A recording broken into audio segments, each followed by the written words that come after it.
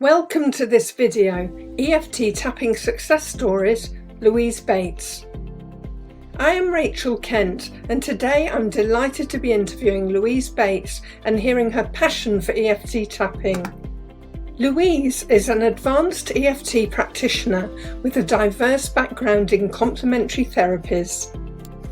She is author of the book Letters to Matthew, Life After Loss, which she wrote following the death of her son, Matthew. In this discussion, we touch on the following areas: discovering EFT tapping in 2006, tapping on an ear infection, EFT tapping for nail biting, and integrating EFT tapping into current practice.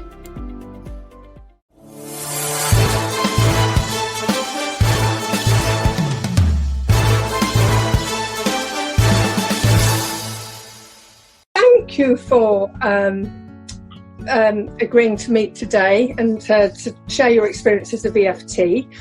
So the first thing I want to ask you is, how did you come across EFT? So it was back in 2006, working as a complementary therapist. I'm interested in health and well-being naturally, and I saw an article about it in a New Age magazine, and I thought, what's this? So just a newfangled thing that's come from America. And then I read about it in a mainstream newspaper in the same week, and I thought, well, that's interesting. I was only reading about that the other day, and it was those sort of those little coincidences that happen. They feel like little nudges from the universe. Reading about it in a magazine, in the newspaper, and the leaflet coming through in the same week. So to me, that was like the universe saying, you need to find out more about this. So I signed up for the night before. I was awake all night with a really severe ear infection. I used to have a lot of problems with my left ear. And I got up in the morning and I said to my husband, I don't think I can go. I just feel so ill. I'm so glad I went, because Christine and Philip, the trainers, they sort of explained about the history, and they started doing some tapping, borrowing benefits tapping. And they said, if you've got a headache, or if you've got a bad knee or a bad back, or if you've got anything going on, focus on it. And I was sat in this room with about 30 other people tapping. I thought I was on candid camera. I thought, this is completely bonkers. Yes.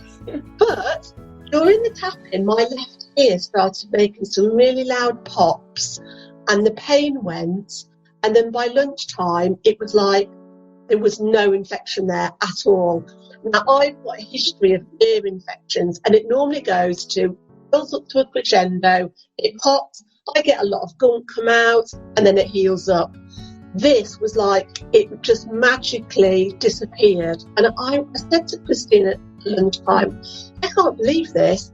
I nearly didn't make it today. I said, and sitting here now, I wasn't tired. I felt energized.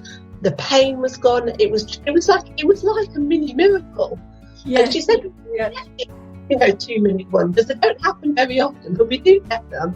And so I was hooked, because I thought, oh my God. But she was kind of saying you don't expect a miracle every single time, but it does happen. It does happen. Absolutely. Yeah. So when I got home, of course, I was sat in the room, and people got up and they did demonstrations and tapping up and various people, and I saw other people, getting through some difficult stuff and feeling better at the end. And when I got home, I said to my husband, oh my God, I have to find out more about this, because it's incredible. And he said, well, what's it for? I said, it's for anything. You can use it on anything. And he said, well, it stopped me biting my nails. And I said, well, let's try it. And I was joking, and we were tapping on him, and the kids were laughing. And we did this tapping session. Did not even think it was going to work. And about 5 days later, my husband Bill said to me, that tapping thing you did on me on Saturday? He said, I haven't bitten my nails. And I was like, no way, you're joking. So then he was saying, have you got one of those file things? Because he was getting on his nerves. And what happened, after a few weeks, he started biting his nails again, because he went to pick up a piece of paper and he could feel his nail on the table, and it made him go all funny. So he started biting his nails, but I said, what you need to do is tap on that, because that's like a new issue that's come up for you. One of the possibilities with why people chew their fingers and nails is the calming effects of the meridian points. And as we know, there's meridian points on the fingertips. So when we're tapping on the fingers, we are calming down the system. And when people chew and bite, there is a school of thought that suggests that's for the same purpose. Absolutely. Hey, before you have these things leading you to EFT and to explore it and training it, what was your work? What were you doing for a living, and before EFT came along? So I was a self-employed complementary therapist. So I was doing reflexology, Reiki, crystal therapy, Indian head massage, aromatherapy. I've done loads of different modalities, and I was just busy doing physical therapies. Right. So I thought, well, this is something I can add to the toolkit. And so, I then trained with the Phoenix training, and it's just from there, really. It's just grown from there. And I think I looked into your practice. Yeah, just incorporated it into my practice. And of course, I got my regular clients for their, various, reflexologies or. And I'd also got people that would come in and out of it, and I could talk to them about it. So I was actually selling it to them, because I was telling them my story, how it helped me physically, how it helped my family. And of course, like you say, it's the personal stories that sell these things, the success stories. So I found that I didn't really have to advertise that I was an EFT practitioner, because just by talking to the clients that I had at the time, they would be like, oh, does it work on, my fear of flying, or does it work on such and such? Oh yeah, it works on everything. So I was so passionate about it. I just talked about it all the time. So I got lots of clients through that.